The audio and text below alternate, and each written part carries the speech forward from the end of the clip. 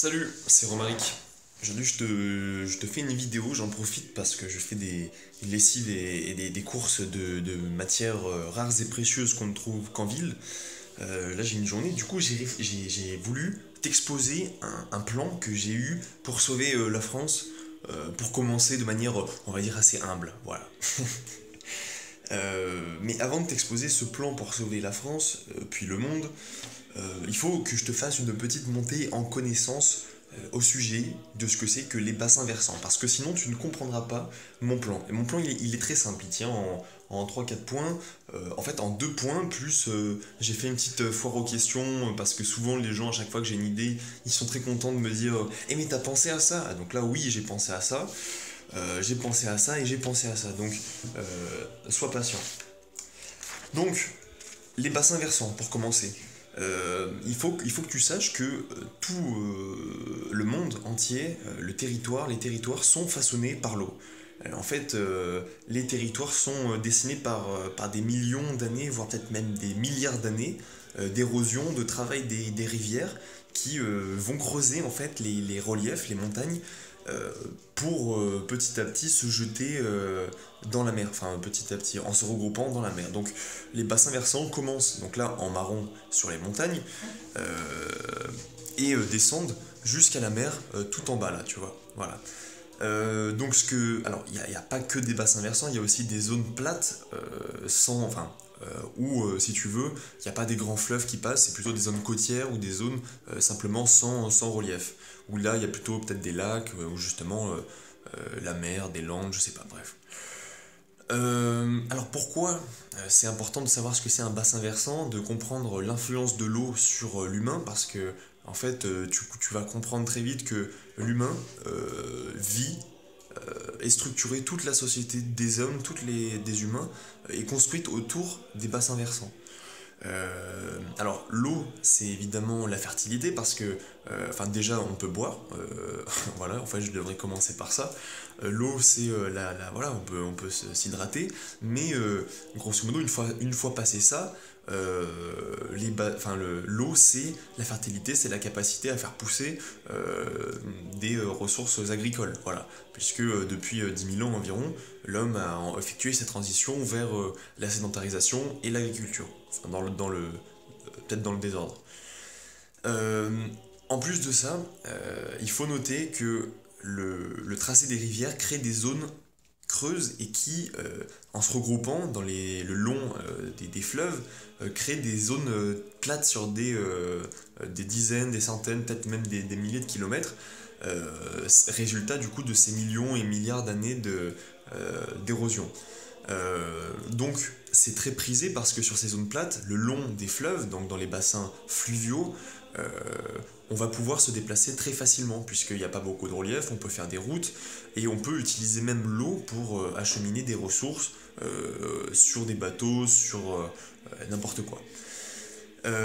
Donc, en plus d'être facile de se déplacer dessus, voilà, encore une fois, il n'y a pas de sens, on n'a pas commencé par se déplacer et par faire des villes, mais si tu veux, à la confluence des fleuves, des rivières, au niveau des fleuves, se créent des zones d'activité humaine, puisque c'est à ces endroits que toutes les routes naturelles formées par les zones plates se rejoignent. Donc forcément dans ces vallées, puisque ça, en fait ça forme des vallées au cœur des montagnes. Bon, moi je parle bien sûr, je suis influencé parce que je vis au milieu des montagnes, mais si tu regardes, si tu dézoomes autour de chez toi, si tu habites à côté de la mer, tu verras que tu es aussi influencé, même si tu te trouves dans le delta ou si tu te trouves dans une vallée très très large de plusieurs milliers de kilomètres de large, voilà.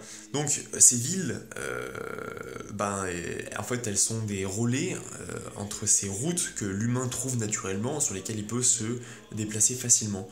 Et ces villes pourraient en fait, autour de ces villes s'agrègent un grand nombre d'activités puisque la ville a besoin, enfin, n'est pas un organisme autosuffisant. Elle consomme plus que ce qu'elle est capable de produire sur sa surface, notamment au niveau des matières premières. Donc elle va créer autour d'elle des grandes zones rurales, des campagnes qui vont l'alimenter. Mais avant même ça, plus proche d'elle, donc là en jaune, des bassins d'activité sur lesquels donc transport facile, donc échange facile, donc commerce, industrie, transformation, logistique, tout ça c'est très facilité par ce relief très lissé, voilà, par l'eau, par l'érosion. Donc, après ces bassins, en vert, il y a du coup voilà, ces zones rurales faiblement peuplées, notamment aujourd'hui, puisque 1% de la population seulement produit toute la nourriture. Donc, si tu veux, dans ces zones vertes, bon, après, moi j'ai fait des proportions à la ZUB, quoi, mais grosso modo, là dans les zones vertes, tu as 5, bon, pas 5%, mais je sais pas, peut-être 20% de la population, alors que dans les zones rouges, tu vas avoir 80, voilà, bref, 80% de la population. Donc, voilà, petite pause, je regarde mon plan. Voilà, donc ces, euh, ces zones rurales, elles sont elles-mêmes limitées par le relief. Parce qu'une fois que le relief est devenu trop fort, une fois que tu peux plus avoir... parce que donc au cœur des vallées, tu as ces zones d'activité dans lesquelles tu as des cultures de grands champs. Et puis donc dans les zones rurales, là c'est plutôt alpage, des animaux, ça commence, c'est aussi des cultures de grands champs, mais il y a aussi voilà, des animaux, c'est plus diversifié si tu veux en termes de production. Et puis donc elles sont elles-mêmes limitées par le relief, parce qu'une fois que tu arrives au niveau des montagnes, ça devient très fatigant, ça demande beaucoup plus d'énergie de faire la logistique, d'approvisionner les zones à la fois en énergie humaine, mais aussi en ressources rares et précieuses. Voilà. Donc, dans ces zones un peu pionnières, on va dire, donc dans ces zones où la nature fait son ouvrage pour casser la montagne, pour réduire les reliefs et lisser à force de sous l'influence du cycle de l'eau, hein, finalement, c'est ça l'érosion. Euh, tu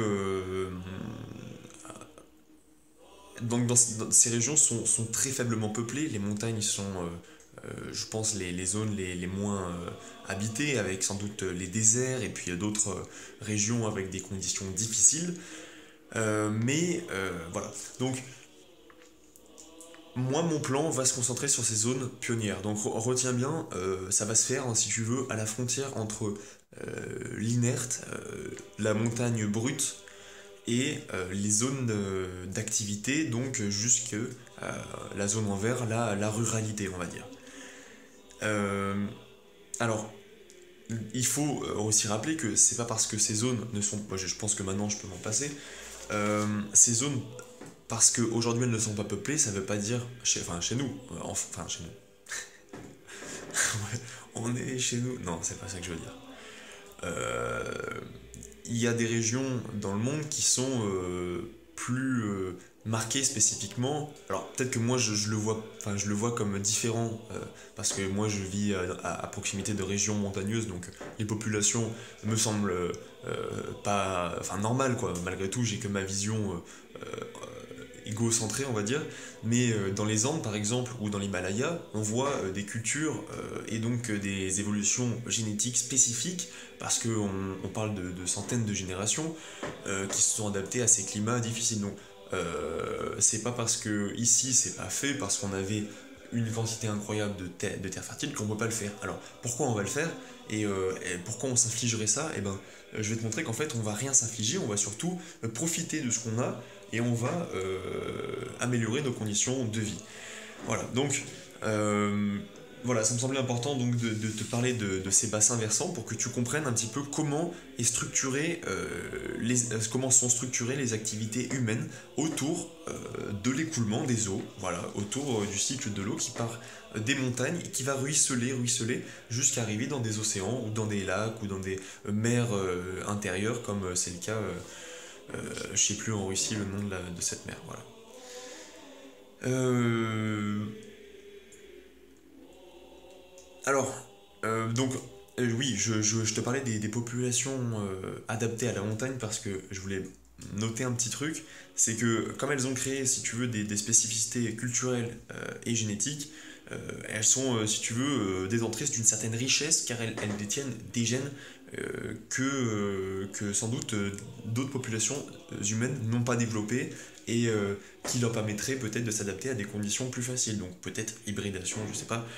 Ça peut être auto-adaptation, parce que finalement, je pense qu'en 3 4 générations, tu peux retrouver tes gènes, euh, adaptés à tout, parce que finalement, en tant qu'humain, t'as déjà, si tu veux, les gènes un peu de partout, mais il faut les réveiller, parce que dans certaines conditions, tu vas inhiber ces gènes, et tu vas transmettre à tes enfants ces gènes inhibés qui ne s'exprimeront pas, par exemple, dans le contexte de la ville. Et c'est pour ça que c'est important, il me semble, de développer, de réveiller un peu cette richesse génétique. Voilà. Et donc c'est une piste, si tu veux, pour commencer à coloniser anthropologiquement des régions déjà proches. En fait, ça sert à rien de viser, de coloniser des pays déjà habités, puisqu'il y a déjà autour de nous des zones qui sont pas anthropisées. Alors, je dis pas qu'il faut tout habiter, mais enfin, si je pense qu'il faut tout habiter, parce que plus il y a d'humains, plus il y a de création, de connaissances. Par contre, il faut que ça soit fait dans les règles de l'art, quoi, dans les règles de la nature. Mais bon, c'est pas ça dont je veux te parler. Et le dernier point dont je voulais te parler, en plus donc de cette richesse génétique qui pourrait être créée à l'interface entre zones anthropisées et montagnes, je voulais aussi noter que en regardant la carte des bassins versants de l'Europe, je me rends compte que même si c'est quand même bien découpé, il y a quand même certains pays un peu bizarres, comme par exemple le Portugal qui prend tous les deltas des fleuves qui partent du cœur de l'Espagne.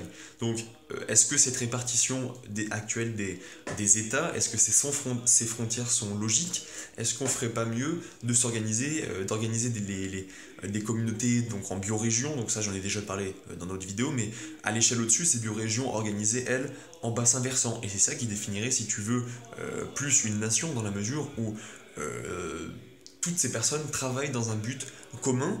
Bien sûr, toute l'humanité travaille dans un but commun, mais là, c'est plus matériel, c'est plus concret, puisque on va gérer la qualité de l'eau à la fois, depuis la source, donc dans les montagnes, dans les reliefs, jusqu'à l'arrivée dans la mer. Donc, coopération, donc intérêt, si tu veux, à collaborer et à vivre ensemble. Voilà. C'était le dernier point dont je voulais te parler avant de te présenter mon plan absolument fabuleux, fantastique, pour simplement sauver la France, sauver le monde et nous permettre de conquérir les étoiles. Allez,